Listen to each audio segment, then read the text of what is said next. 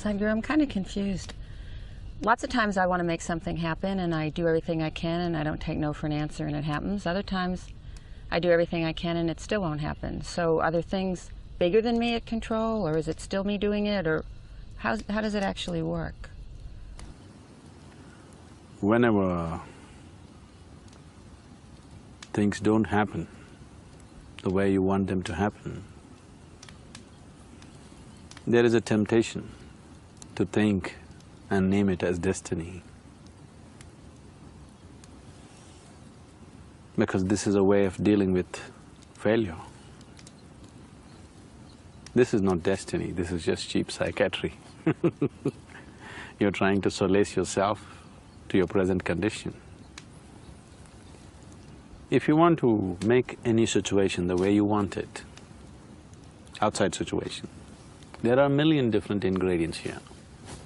Not all of them are you even aware of. Today, science can prove this to you, beyond any doubt. The way you're perceiving life right now through your sense organs, it is only enough for your survival.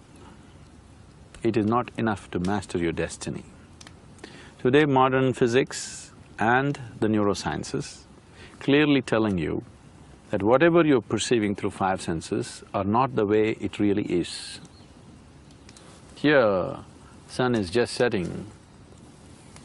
For your eyes, it is just going to be dark in a few minutes.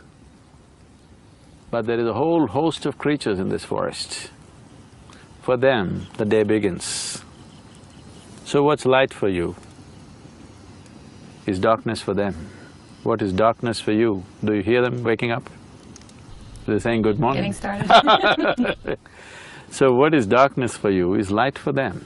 So sense organs are sufficient instruments for survival only. With that, you don't master your destiny. Because if you want to create a situation the way you want it, you have to have some mastery over your life energies. Because ultimately, the whole existence is energy. You can never logically figure out every aspect of life around you. But a lot's happening out of our mind. We want to go on this course, we set it, and our mind takes us there, right? I mean, it starts with that. I already told you, if you have mastery over your mind, 50 to 60% of your life will be in your controls. 50 to 60% of your destiny will be decided by you. And that's all. Still there's another 40% that you don't like. Okay, but when you said, okay, what you were doing with these practices was introducing you to the Creator, basically, inside yourself, but it doesn't… that's not clear. You do the practices, suddenly your health straightens out. You're not clear you're making this introduction. I mean, it's still hard to understand what's happening. See, whatever situations you're living in, you need to understand, to be human means that you can mold the situations the way you want it.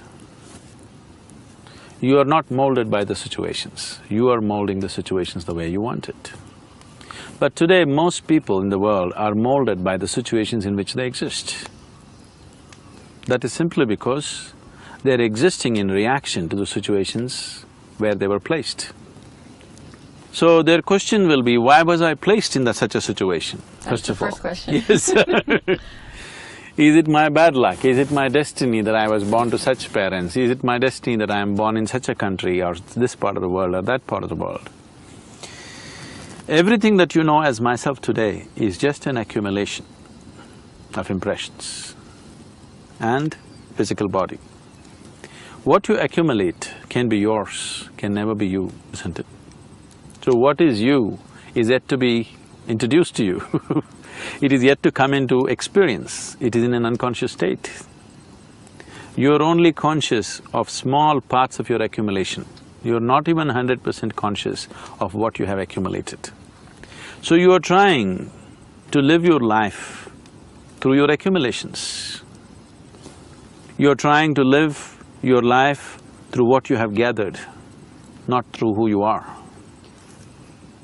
Now, because of the type of accumulations you have developed certain tendencies, so naturally you move in certain directions.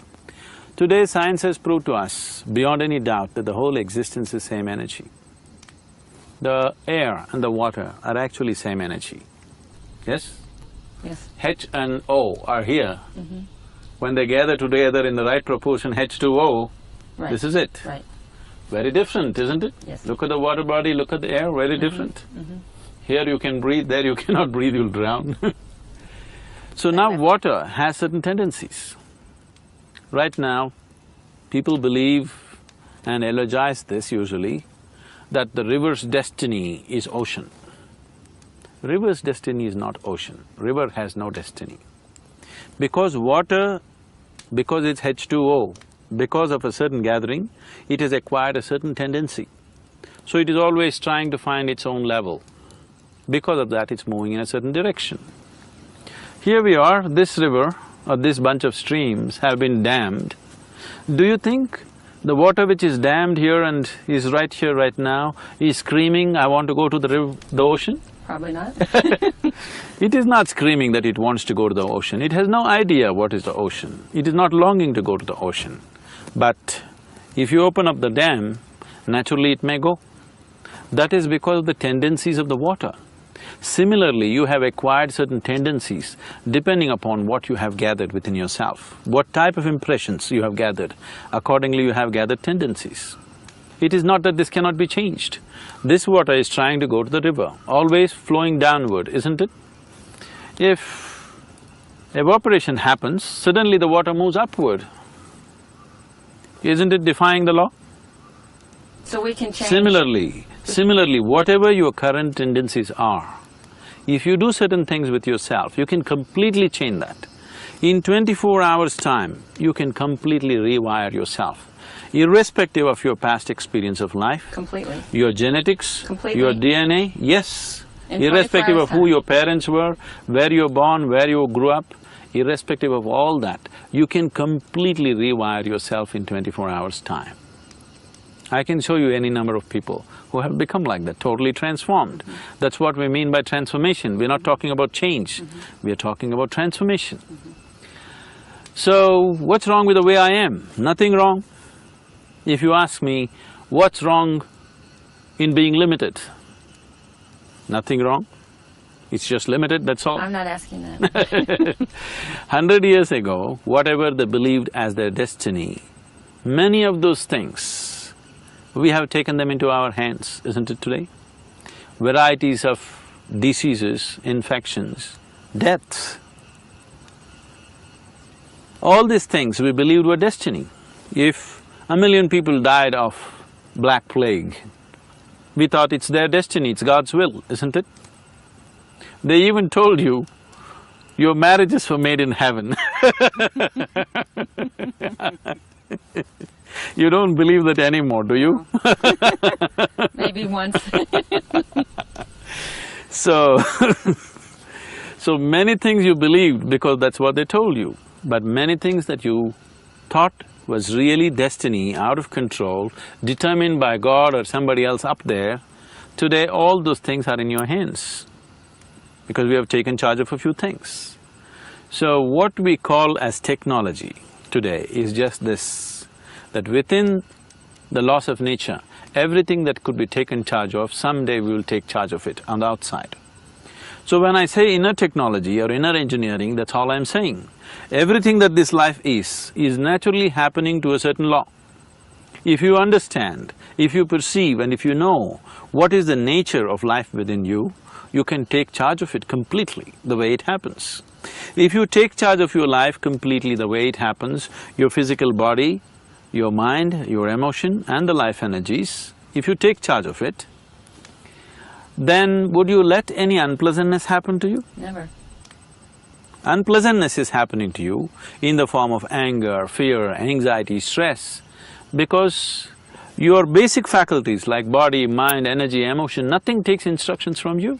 They're doing their own things, as if they don't belong to you. They must be doing… Your mind and your body is here to serve the life within you. But right now, the life within you is enslaved to your mind and your body. This is a complete distortion of life, the way it should function. You're trying to handle life topsy-turvy, upside down. So no wonder so many things are out of control. Even if things are in control, you're still anxious. Sadhguru, why is it running on its own, the mind? And I mean, where did all this, how did I start it, or how did it get started? Every moment of your life, whether you're awake or asleep, moments of sleep and moments of wakefulness, everything that comes in contact with your five senses is recorded within you on many different levels. On the level of your mind, on the level of your body, on the level of your chemistry, on the level of your very energies, it is recorded. These are the backup systems so that you don't lose your software. This software is what traditionally people are referring to as karma. Karma means a certain accumulated mass of information which has now formed its own tendencies. Here in the East, in India, we refer to these tendencies as vasanas. What vasana means is, literally means smell. So what kind of garbage you have in your head, that's the kind of smell. Accordingly, things happen to you, that's the kind of life you attract towards yourself, that is the direction in which you go. So, this is accumulated impressions. So it is a software that you wrote for yourself unconsciously. Whatever you can do unconsciously, you can also do it consciously, isn't it? So if you start writing a conscious software for yourself, definitely you would write a software of blissfulness and of liberation, not of bondage and misery. You would not cause any kind of misery to yourself consciously. So, essentially the problem is just that you're unconscious of many aspects of life within yourself. You're trying to conduct your life without understanding how this human mechanism functions, what it is about. It is just like you got into your car, you don't know what these three pedals are. In America you have only two, yeah? Okay. You don't know what these two pedals are. Whenever you feel like it, you kick any one of them. You know what a jerky driver you will be? Terrible. Right now, isn't your well-being that jerky? Sort of. It is, isn't it? You went outside, someone told you, you're the most wonderful person on this planet. You were floating on cloud, what number? 9 at least. Only 9? In India we do it on the 11th one. So you came floating on that cloud, you came home and people at home told you who you really are, and it crashes. So your well-being is so fragile. Your sense of happiness, your peacefulness, everything is so fragile. People say, if you sit next to a still lake, you will become peaceful. The still lake doesn't know what is peace, I want you to know this. Peace, or there's too much talk about peace, is a concoction of disturbed minds. Too many disturbed minds, so they're making up this whole business of peace. You don't have to do anything to be peaceful. If you don't mess yourself, you are peaceful. How else to be? I don't know how else to be. You haven't got yourself all stressed out. So now, if the still lake is giving you peace, so all I have to do is take a pebble and throw it into the lake and you're finished. How fragile it is. Now you make yourself in such a way, if you sit here, if the lake doesn't know peace, the lake should become peaceful because of your presence, because these are all inanimate objects. But here, the very source of creation is becoming conscious. I'm not saying it is not there, it is there also, but in a different form. Here it is much more possible to access. Once you have access of that, your presence settles everything around you. What is around you doesn't settle you. Right now, if they want peace, they go to the top of the mountain, a lake or an ocean.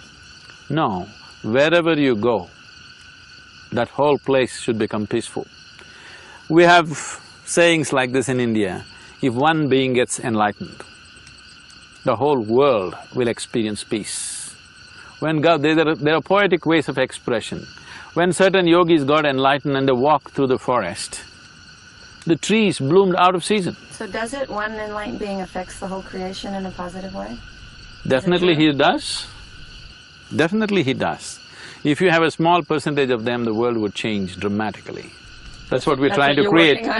That's what we're working for, to create at least a small percentage of them.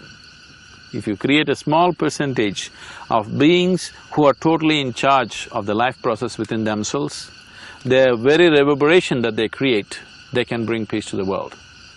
At the same time, I'm not talking about peace in terms of war and peace. Even if there is no war, there is no peace in human mind. It can create all kinds of chaos. Yes, there is a war being waged upon yourself, within yourself, isn't it? Regularly. If that is taken off, there is peace. If there is no violence in you, the possibility of violence on the planet is remote, isn't it? Definitely. We are always trying to fix the world. Our ideas of revolution is always about fixing the world. We have fixed the world substantially. If you fix it anymore, there'll be no world left. That far we have gone. However much you fix the world, still human beings are not happy because we have not done anything about fixing the interiority. There is no universal salvation without individual salvation. There is no universal transformation without individual transformation. If you, me and one more person are transformed, a small piece of the world is transformed. This is the only way it can happen.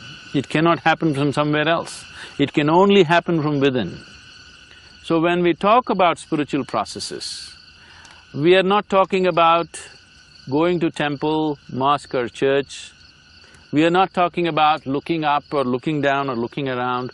We are talking about looking inward, which is a completely different dimension. All your life you looked outward. Look at the irony of it right now. Let me tell you something. This moment you're sitting here, do you see me? Where am I? Right here. Where? Right here. Here. Not true. This light is falling upon me, reflecting, going through your lenses, inverted image in the retina, you know the whole story. So where am I right now? Right here. Yes. So you see me inside of yourself. Where do you hear me? Inside of yourself. Where are the mountains? Where are the mountains? Seeing them inside of yourself. Where is the lake? So that's like inside of yourself. This is like some So, hologram? have you seen anything outside of yourself? I guess not. You have not. Your whole perception has always been within yourself. But now the problem is, your sense organs are outward bound. So your sense organs never give you access to the internal, but your whole experience of life is internal. This is the struggle. This is the reason why people are not in charge of their lives. This is the reason why people think their lives are being run from somewhere else. But for me, for 30 years, I've known I wanted to go inward and I've had no luck. Nobody ever does it by luck. Well, even with effort, it didn't work. Let me tell you a joke. You know, our center in Michigan, if you go there in winter, one of the sport for people is ice fishing because the Great Lakes freeze and people go cut a hole in the ice and do fishing. So on a certain day, an old-timer went ice fishing in the peak winter time, just around Detroit. So he cut a small hole, sat down, put his line and sat down there with a crate of beer next to him because fishing is a patience game. So he waited the whole day. The beer cans got emptier and emptier, he got little dizzy, but no fish. Went morning 10 o'clock, already 4 in the evening, still not a single fish. But it doesn't matter, fishing is not about fishing. Fishing is about killing time and drinking beer. But then at 4 in the evening, a boy from downtown area with a huge boombox on his shoulder, blaring rap music, came jiving like that and came, sat down close to the old man, somewhere little away, at a little distance from the old man, cut a hole, sat down for fishing. He put his line. The old man looked at him. No fool like a young fool. Both of us agree.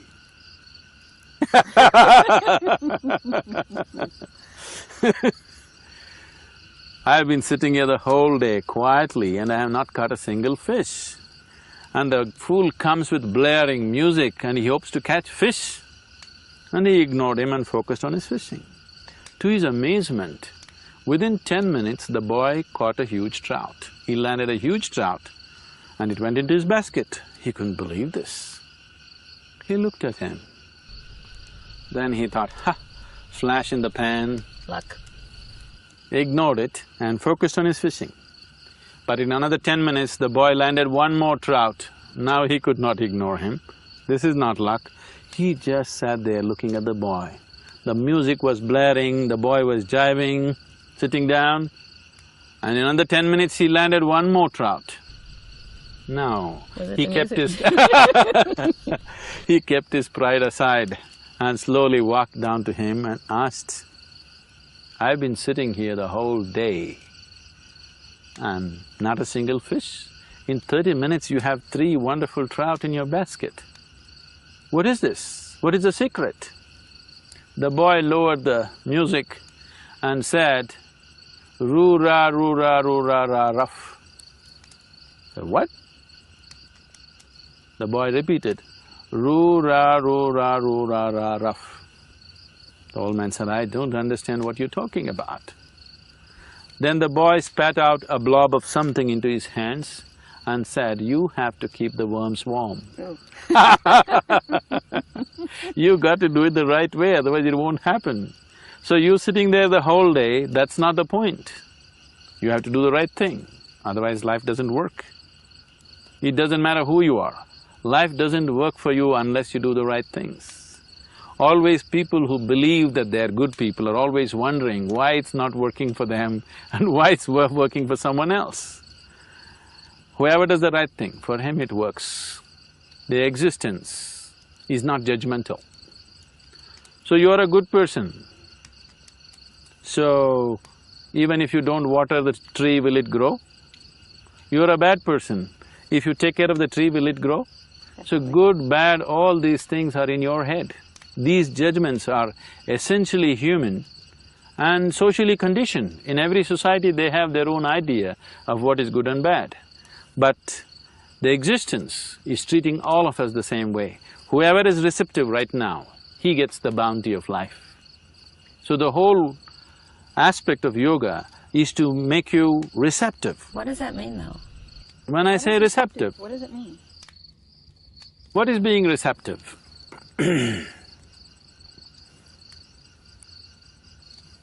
I don't know how many years ago you heard of Isaac Newton. He saw an apple falling down. And that's a great observation. I'm sure every village boy knew that apples fall only down. Anyway, he noticed it and the law of gravity was propounded. The apple fell down, that's true. He noticed that, wonderful. But he did not notice the whole big tree has grown up against the gravity. You never noticed that? True. Isn't it? True. The rain is falling down, Right. that's fine. Right. But how did the cloud get up there first? So, there is gravity and there is grace. You are only available to gravity as long as your experience of life is limited to the physicality of who you are. If your experience of life transcends the limitations of the physical, then you become available to grace. Suddenly you function like magic. Other people think you're magic, but you know, you're beginning to access and become available and become receptive to a different dimension of life. And for everybody it is wide open right now. Nobody is better equipped than another person. When it comes to outside realities, all of us are differently capable. What you can do, somebody else cannot do, what someone else can do, you cannot do, this is how it is. But when it comes to inner possibilities, all of us, every one of us, every human being is equally capable. You are not any less capable than a Buddha or a Jesus or anybody for that matter. Now you are looking at me in a certain awe because of the way I live. You are not less capable than me when it comes to inner realities. When it comes to the outside, we are differently capable. For sure you can't drive like me. For sure. But you could meditate like me, nothing to stop you. You can be joyful like me, you can be blissful like me, nothing to stop you. But outside physical capabilities are different, they're acquired. But inner capabilities, all of us have to the same extent. Unfortunately, never explored, never accessed.